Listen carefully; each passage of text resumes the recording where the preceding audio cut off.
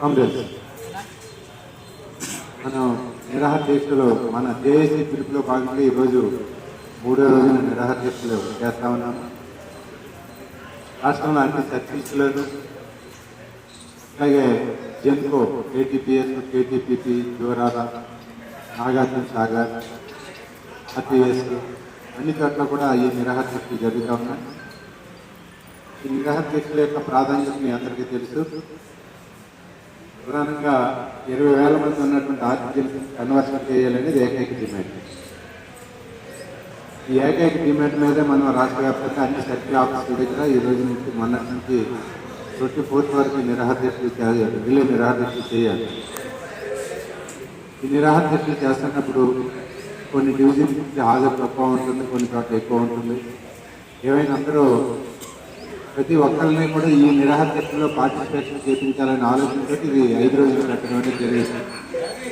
ఈ దగ్గర కూడా స్కాటాలో ఉన్నటువంటి వాళ్ళు బహుశా 128-130 పరిస్థితులు ఉన్నాయి. ఇక్కడ 4-5 మంది ఆపరేటర్స్ ఉంటారు. అట్లాగే పంజాబ్ రైల్స్ సర్కిల్లో కూడా చాలా మంది ఆర్జీఎల్స్ ఉంటారు. ఈ అందరికీ కూడా ఈ మెసేజ్ వెళ్ళే విధంగా మీకు కరపత్రం కూడా వచ్చి పంపించారు. వచ్చి కరపత్రం ఇప్పటికే పైన పంచుకుంటారేమో అనుకుంటున్నాను. ఎస్ఆఫ్లో అన్ని చోట్లకి కరపత్రం వెళ్ళాలి. అంటే ఇక్కడికి రాలేనటువంటి వాళ్ళకి కరపత్రం ద్వారా మెసేజ్ వెళ్ళడం. రెండోది రెగ్యులర్ ఎంప్లాయీస్ కూడా ఉంటారు కాబట్టి రెగ్యులర్ ఎంప్లాయీస్ వాళ్ళకి ఎంప్లాయీస్ మనం ఎందుకు పోవాలి అంటే కింద స్థాయి అటెండర్ నుంచి ఎస్సీ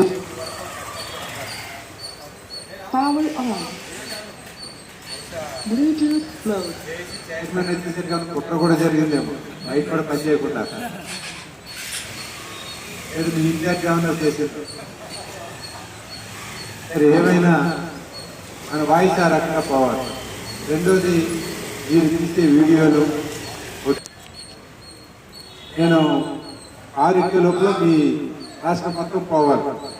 పంజాబ్ రైట్ సర్కిల్లో ఎస్సీ ఆఫీస్ లోపల కాంపౌండ్ లోపల ధర్నా చేస్తా ఉన్నారు అనేది అందరికీ ధర్నా రిలే దీక్ష చేస్తా ఉన్నారు అని సందేశం అంటారు. సోషల్ మీడియా ఉన్నది అందుకోసం ఆ రకంగా పెద్ద ప్రచారం జరగాలి. ఈ ప్రచారంలో 2వ రౌండ్లో 3వ తారీఖు నుంచి 13వ తారీఖు వరకు ఉమ్మడి జిల్లాల ప్రాతిపదిక మీద బస్సు యాత్ర పెట్టాం. ఈ బస్సు యాత్రకు కూడా అందరినీ టచ్ చేయడం కోసం ఇక్కడికి రానటువంటి వాళ్ళు దేశంలో కూర్చోలేనటువంటి వాళ్ళు చాలా మంది ఇప్పుడు అనేది సమాచారం వస్తుంది. ఆ రకంగా అందరూ కూడా ప్రజలు కావాలి. తర్వాత ఈ బస్సు యాత్ర అయిపోయిన తర్వాత ఫైనల్ అని కాదు కన్వర్స్ చెప్పేసి అదే ఫైనల్లో ఈ విడత ఈ 3వ రౌండ్ విడతలో 20వ తారీఖు ఫిబ్రవరి 20వ తారీఖున విద్యుత్ సౌధ పిలుపునిచ్చాం.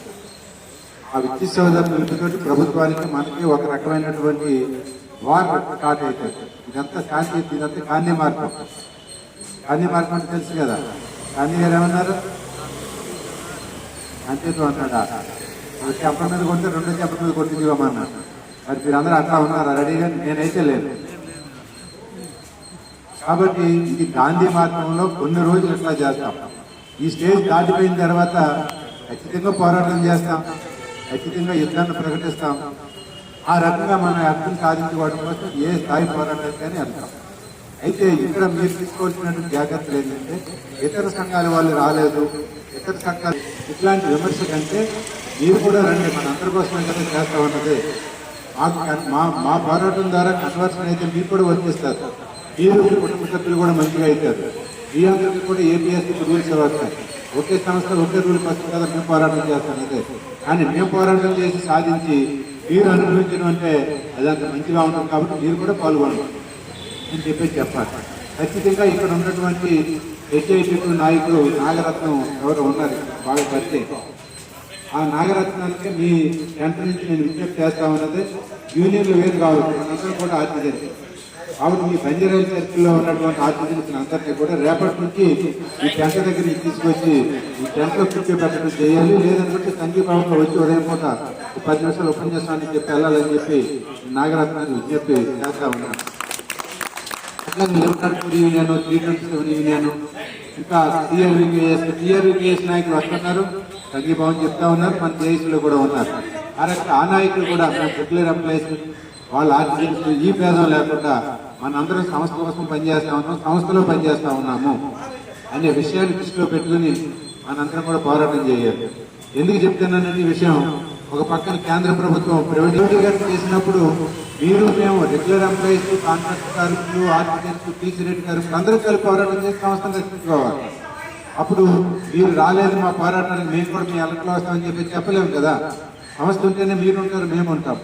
కాబట్టి ఎవరైతే రెగ్యులర్ ఎంప్లాయీస్ యూనియన్ ఎవరైతే 1104, 327 ఇట్లాంటి సంఘాల నాయకులు ఉన్నారో వాళ్ళ నాయకులకు కూడా వీళ్ళకి సంఘీభావం చెప్పాలని చెప్పేసి కూడా నేను ఈ సందర్భంగా విజ్ఞప్తి చేస్తా ఉన్నాను. దాంతోపాటు power diploma engineers association, accounts వాళ్ళు, ఇంకా మిగిలినటువంటి మహిళా కోఆర్డినేషన్ కమిటీ ఒకటి ఉంటుంది. అక్కడే మన స్టాడలో పనిచేస్తారు మేడం జ్యోతిరాణి. ఆ మేడం కూడా వచ్చి ఒకసారి మనకి సంఘీభావం చెప్పేస్తే బాగుంటుందని చెప్పేసి కూడా నేను వాళ్ళకి తులసి నాగరాణి గారికి ఆ మేడం కూడా విజ్ఞప్తి చేస్తా ఉన్నాను. అంతిమంగా మన పోరాటం చివరి దేశం చేరేసరికి మొత్తం 20,000 మంది ఆర్టికల్స్ ఉంటే 20,000 మందిని మనం రోడ్ల మీద తీసుకొచ్చి పోరాటంలో దింపాలి. అది మన లక్ష్యం. ఆ లక్ష్యానికి అనుగుణంగా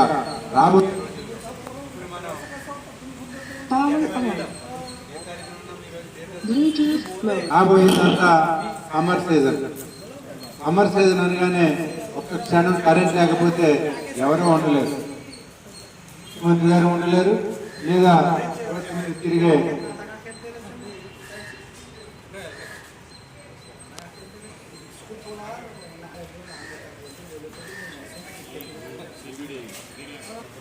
వచ్చేది సమ్మర్ కాబట్టి ఒక క్షణం కరెంట్ లేకపోయినా ఎవరు ఉండే పరిస్థితి లేదు. కాబట్టి మనం కూడా చెప్పదలుచుకున్నాం. అలా మేము మీ అందరికీ